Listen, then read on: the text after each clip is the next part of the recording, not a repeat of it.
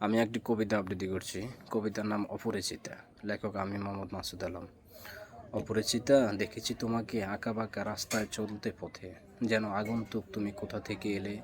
তুমি অপরিচিতা, পরিচয় নেই তোমার জানা, যেন আগন্তুক মেলেছ বুকে ডানা। তোমার বিশালতা দেখেছি যেন, এত বিশালতা তোমার কেন। পথে পথে পথ চলেছি কত, দেখে মনে হয় যেন পথ চলা অনেক সুন্দর, তোমার শব্দ হয় না হাঁটায়। চোখের দেখায় তোমাকে দেখেছি বিকেলে গাছের ছায়ায়, দেখেছি যেন তোমাকে আমি গোধূলি রোদের বুকে। মিষ্টি রোদ হাসে যেন মিশে তোমার রূপে, দেখেছি যেন অচেনা মেয়ে অজানার কৌতূহলে।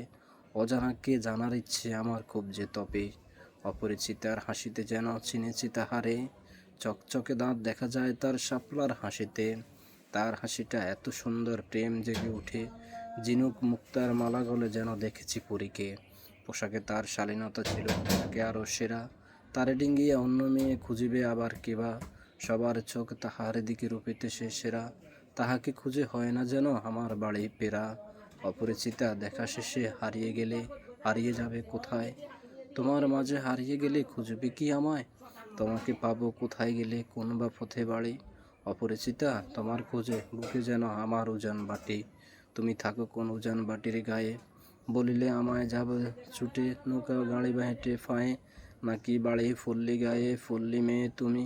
শহরতলির মেয়ে হলেও চাই তোমাকে আমি।